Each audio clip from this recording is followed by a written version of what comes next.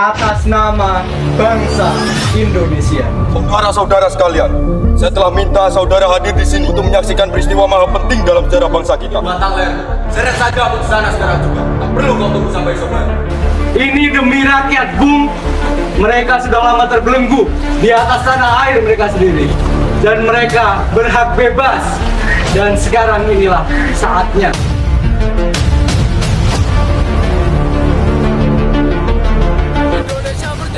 Proklamasi bukan sekedar momen, melainkan luka yang dijahit jadi cahaya, tangis yang menjelma merdeka, dan inilah peristiwa kemerdekaan Indonesia. Pada tanggal 15 Agustus 1945, Kaisar Hirohito memerintahkan penghentian permusuhan terhadap sekutu. Setelah sebelumnya, yaitu pada tanggal 14 Agustus 1945, sekutu menjatuhkan bom atom di kota Hiroshima dan Nagasaki. Berita tentang gencatan senjata yang dilakukan oleh Jepang ini disiarkan di radio Jepang dari Tokyo. Ternyata siaran tersebut tertangkap di Indonesia dan Sultan Syahrir mendengarnya. In 1945, final defeat came to the Japanese. 3 days after the war's end, a committee of national leaders proclaimed the independence of the Republic of Indonesia, with Sukarno as president. Thus, on their own initiative, seizing the freedom promised 3 years earlier by the Dutch. With the Japanese defeated and no allied forces at hand to take over in their place, nationalist feeling swept the people of Indonesia.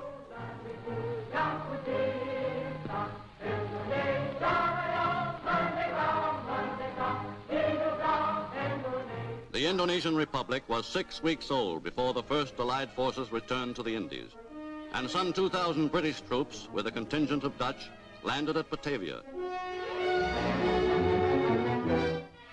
But by that time, the nationalist government had grasped the opportunity to entrench itself in Java and Sumatra, and Republican extremists had fanned into flame the spirit of nationalism.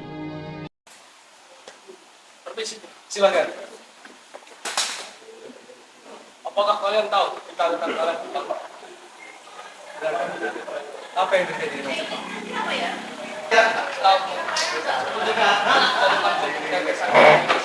Oleh karena itu Jepang melakukan senjata. Kalau begitu, berarti kita harus segera memproklamasikan kemerdekaan. Benar, Jepang sudah tidak lagi berwenang di negara kita.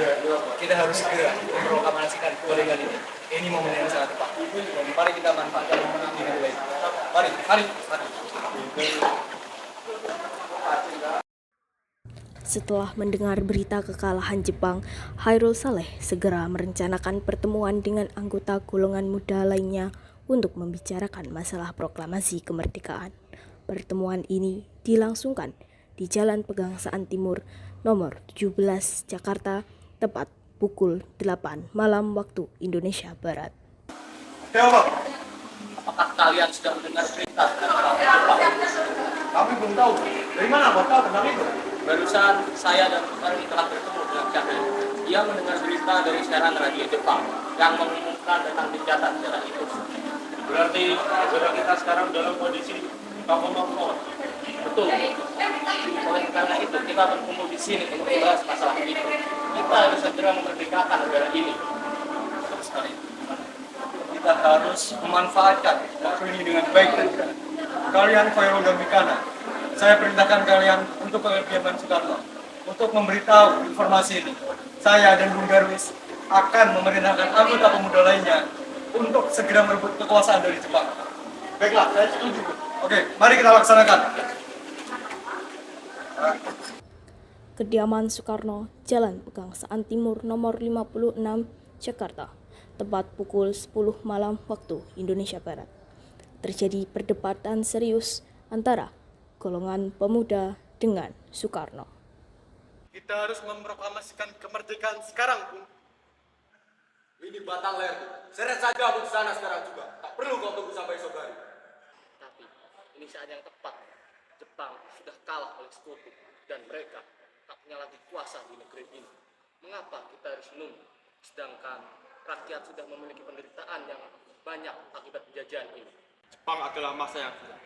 Belum lagi, Belanda sudah lama menguasai negeri ini. Jika saudara tidak setuju dengan apa yang saya katakan dan merasa saudara mampu menopang kekuatan sendiri, mengapa saudara datang pada kami untuk memproklamasikan kemerdekaan? Apakah kita harus menunggu janji manis Jepang untuk memerdekakan negara ini? Kita bisa, Bu. Kita harus bangkit. Mengapa kita harus menunggu janji manis itu? Sedangkan kita sendiri saja bisa. Armada sekecil ini, kalian bandingkan dengan kekuatan milik Jepang. Bukti mana yang membuat kita lebih unggul dari mereka? Tindakan kalian ini, apakah untuk menyelamatkan para perempuan dan anak-anak? Bagaimana jika nanti terjadi pertumpahan darah? Apakah kalian bisa mempertahankan kemerdekaan kita ini? Bagaimana kalian tetap tegak di atas kekuatan kita sendiri? Tapi semakin cepat kita memproklamasikan kemerdekaan, akan semakin cepat pula kita mengakhiri penderitaan rakyat yang sudah ditanggung selama ini. Inilah yang ditunggu-tunggu bangsa kita, Bung. Baiklah, tapi berikanlah kami waktu untuk berdiskusi. Kemudian, para anggota golongan tua yang berada di kediaman Soekarno langsung membicarakan permasalahan tersebut.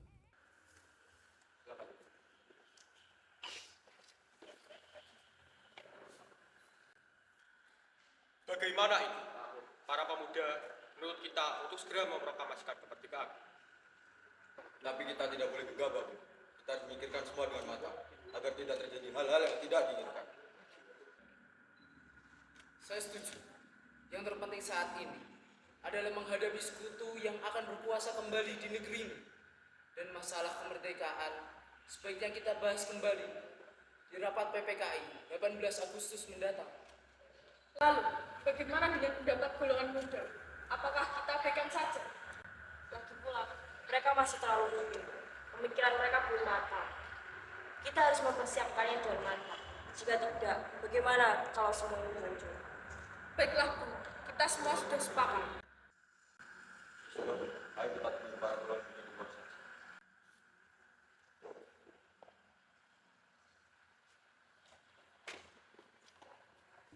Setelah selesai berunding, para golongan tua segera menemui para anggota golongan muda yang menunggu di luar ruangan.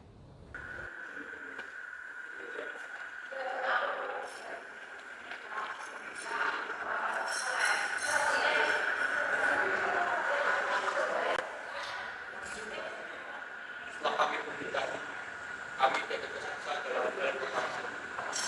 Dan ini sangat bebas dalam sidang PPKI. Dengan berat hati mendengar keputusan tersebut, para pemuda pun meninggalkan kediaman Soekarno.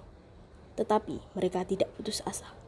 Mereka pun menyusun strategi bagaimana membujuk Soekarno dan Muhammad Hatta untuk memproklamasikan kemerdekaan sesegera mungkin. Akhirnya, mereka memutuskan untuk mengasingkan kedua tokoh itu ke Rengas Dengklok agar terhindar dari desakan pemuda dan pengaruh Jepang di Jakarta. Assalamualaikum, Bung. Waalaikumsalam. Ada apa saudara datang sepagi ini? Kami bermaksud untuk mengajak Anda dan Bung Karno untuk ikut kita ke tempat pengasingan. Tempat pengasingan? Apa yang saudara sekalian maksudkan? Ya, jadi kalian akan kami bawa untuk diasingkan agar terhindar dari ancaman bentrok antara rakyat dan Jepang. Baiklah, kami ikut. Sebaiknya Ibu Fatmawati dan anak Anda diajak sekalian, Bu, untuk menjamin keselamatan mereka. Tunggu sebentar, saya akan mengajak mereka. Baik. Hilangnya Soekarno dan Muhammad Hatta secara misterius pagi itu menimbulkan kepanikan di kalangan para pemimpin di Jakarta. Peristiwa ini baru diketahui oleh Mr. Ahmad Subarjo pukul tepat 8 pagi. Selamat malam, Bu. Selamat malam. Selamat malam, Bu. Selamat malam. Silakan duduk, Bu. Apakah saudara-saudara tahu keberadaan Bung Hatta dan Bung Soekarno sekarang? Kami belum tahu, Bu. Tidak tahu di mana orangnya. Beritahu keberadaan Bung Hatta dan Bung Soekarno sekarang. Saya akan menjamin keselamatannya sampai kembali di Jakarta. Dan kemerdekaan akan saya janjikan pada esok hari. Akankah Anda bersumpah untuk itu? Kau bisa percaya padaku. Baiklah, kami akan antarkan ke tempatnya, yaitu di Rengas Dengklok. Enak, tolong antarkan kami ke Rengas Dengklok. Baiklah kalau begitu, saya siapkan mobilnya. Saat tiba di Ringas Dengklok, Soekarno dan golongan muda melakukan perundingan. Sekarang jelaskan kepada kami, alasan apa yang membuat kalian membawa kami ke sini? Tapi ini perlu keterangan Anda. Kami ingin membicarakan tentang proklamasi kembali.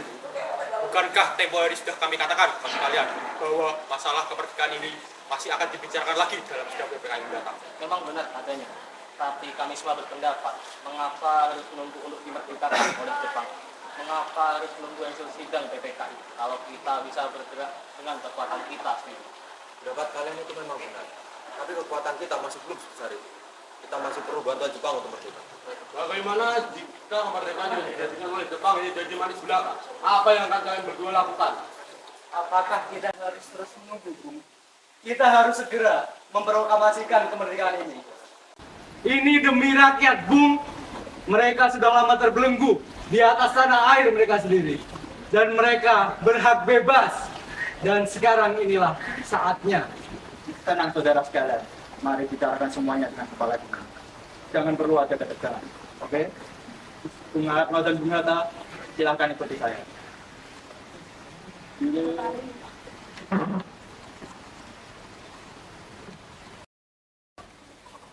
Saya mengerti perhitungan Anda berdua mengenai masalah proklamasi itu. Kita memang masih belum bisa mempertimbangkan semuanya secara matang.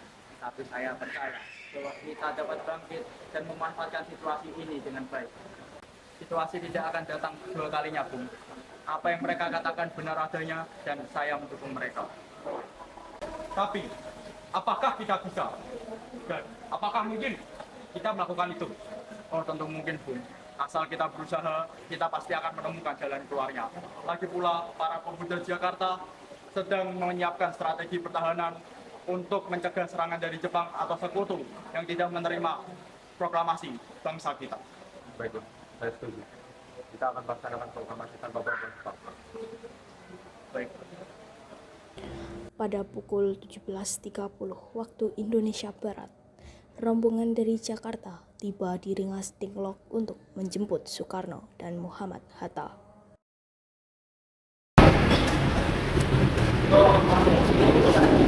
Apa kabar? Baik, bagaimana dengan Anda? Baik. Apa kabar? Baik, bagaimana dengan Anda, Bung? Baik. Syukurlah kalian semua baik-baik saja di sini. Jadi, bagaimana keputusannya? Kami setuju jika proklamasi dilakukan tanpa campur tangan dari Jepang. Lalu kapan kita akan melaksanakannya? Menurut saya, besok kita bisa melaksanakannya. Karena para pasukan pemuda telah bersiap di Jakarta. Jika memungkinkan, mungkin kita akan melaksanakannya esok pagi. Tanggal 16 Agustus 1945, pukul 11 malam waktu Indonesia Barat, rombongan tiba di Jakarta.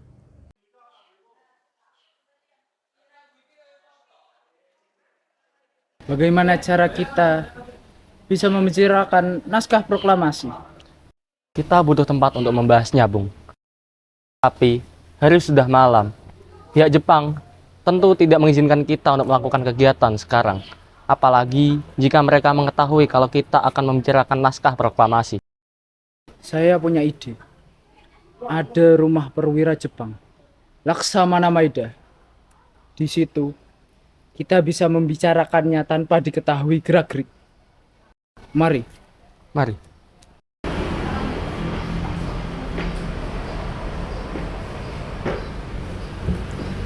Selamat malam. Selamat malam, Bung. Selamat malam, Bung. Selamat malam, Bung. Silakan duduk. Terima kasih.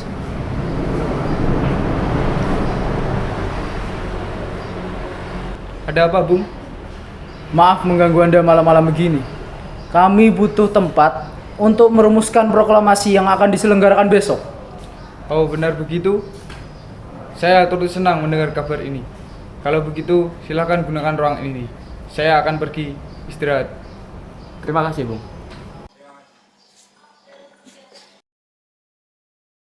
Perumusan teks proklamasi dilakukan di rumah makan Maeda. 3 eksponen pemuda yaitu Soekardi, Sudiro, dan PM Diah menyaksikan Soekarno, Muhammad Hatta, dan Mr. Ahmad Subarjo membahas perumusan naskah proklamasi. Acara perumusan naskah proklamasi berjalan lancar. Tidak ditemukan kesulitan untuk menemukan rumusan yang tepat. Sebagai hasil pembicaraan mereka bertiga, diperoleh rumusan yang ditulis tangan oleh Soekarno. Pada tanggal 17 Agustus 1945, pukul tepat 4 pagi waktu Indonesia Barat, dibacakanlah rumusan naskah proklamasi untuk yang pertama kalinya di depan para hadirin yang berada di rumah Maida, yang langsung disetujui. Namun kemudian timbullah persoalan tentang siapa saja yang akan menandatangani naskah proklamasi. Menurut saya, naskah proklamasi ini tidak usah ditandatangani oleh anggota PPKI. PPKI kan lembaga bukan Jepang. Kita sudah sepakat dari awal untuk tidak melakukan proklamasi tanpa campur tangan Jepang. Kau benar, Nak. Lalu bagaimana ini, Bung? Lantas, solusi apa yang akan kalian berikan untuk menyelesaikan masalah ini? Begini, saya punya usulan. Bagaimana jika teks proklamasi ini ditandatangani oleh para hadirin yang ada di sini semuanya? Seperti bangsa Amerika ketika akan menandatangani teks deklarasinya. Jangan, kita tak boleh mirip. Kita harus berbeda dari bangsa yang lain. Jadi sekarang bagaimana, Bung? Karena ini semua atas jasa-jasa bangsa Indonesia. Yang berarti harus atas nama bangsa Indonesia. Baiklah, kalau begitu, bagaimana jika teks proklamasi ini ditandatangani oleh Bung Karno dan Bung Hatta atas nama bangsa Indonesia? Usul yang bagus. Bagaimana Bung sekalian? Setelah semuanya setuju, Soekarno memerintahkan Sayuti Melik untuk mengetik teks proklamasi. Tolong kau ketikkan teks proklamasi. Jagalah teks ini. Baik, Bung.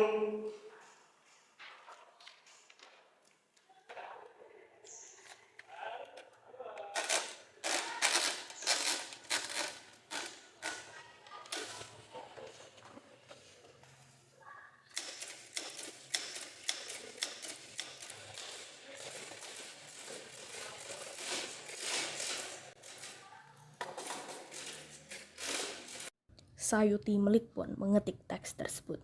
Semua persiapan proklamasi rampung pada pukul 4:30 waktu Indonesia Barat. Lalu semua hadirin pulang ke rumah masing-masing dengan perasaan gembira. Kemudian para pemuda mengirimkan kurir-kurir untuk menyampaikan bahwa saat proklamasi telah tiba. Mereka juga mengatur pelaksanaan penyiaran berita proklamasi kemerdekaan, menyebarkan beberapa pamflet ke penjuru Jakarta dan sekitarnya. Pengeras suara diusahakan adanya. Semua dilakukan agar rakyat dapat turut menyaksikan momen paling berharga untuk bangsa Indonesia. Pada saat yang sama, Soekarno dan Ibu Fatmawati sampai di kediaman mereka dan berbincang sejenak.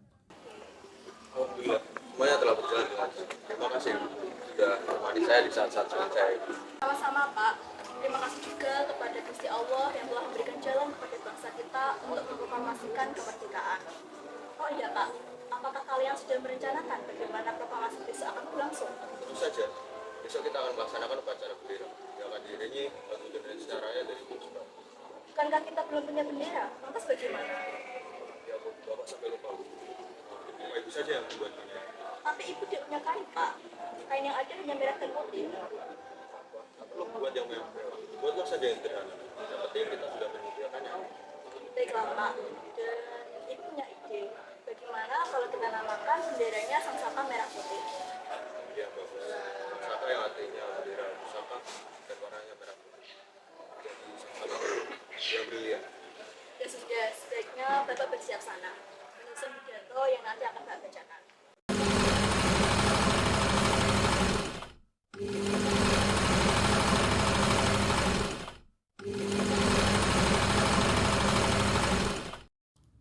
Sesaat sebelum upacara dimulai. Jumri, tolong kau kibarkan bendera ini sebagai tanda awal kejayaan bangsa ini. Ya, Bu. Saya akan menyuruh anak didik saya untuk mengibarkannya. Suhud, Fatih, jaga baik-baik bendera ini. Kalian mendapat kehormatan untuk mengibarkan bendera ini untuk pertama kali dalam sejarah Indonesia. Siap, Komandan. Kami tidak akan menjawabkan Anda. Tiba saat upacara, Proklamasi Kemerdekaan Indonesia. Tokoh-tokoh pejuang Indonesia telah hadir di lokasi, di antaranya yaitu Mr. A.A. Maramis, H.O.S. Cokro Minoto, Oto Iskandar Dinata, Ki Hajar Dewantara, M. Tabrani, dan lain-lain. Suasana menjadi sangat hening. Soekarno dan Hatta dipersilahkan maju beberapa langkah dari tempatnya semula. Soekarno mendekati mikrofon. Dengan suaranya yang lantang dan mantap, Soekarno pun membacakan pidato pendahuluan sebelum beliau membacakan teks proklamasi. Saudara-saudara sekalian, saya telah minta saudara hadir di sini untuk menyaksikan peristiwa maha penting dalam sejarah bangsa kita. Berpuluh-puluh tahun bangsa kita telah berjuang untuk mengusir para penjajah. Kita jatuh bangun menyusun kekuatan untuk menggapai cita-cita bangsa Indonesia yang bebas dari bangsa lain. Semalam, kami para pemuka-pemuka rakyat Indonesia dari berbagai penjuru bergabung untuk memusyawarahkan yang setia dan sekata. Dengarkanlah proklamasi dari kami. Proklamasi. Kami, bangsa Indonesia, dengan ini menyatakan kemerdekaan bangsa Indonesia. Hal-hal yang mengenai pemindahan kekuasaan dan lain-lain diselenggarakan dengan cara seksama dan dalam tempo yang sesingkat-singkatnya. Jakarta, hari 17 bulan 8 tahun 45. Atas nama bangsa Indonesia, Soekarno-Hatta. Merdeka! Merdeka! Merdeka! Merdeka! Merdeka! Merdeka! Indonesia merdeka! Merdeka! Merdeka! Merdeka!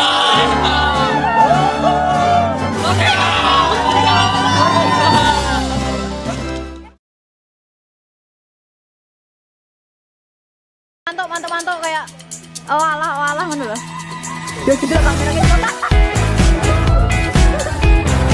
Seku.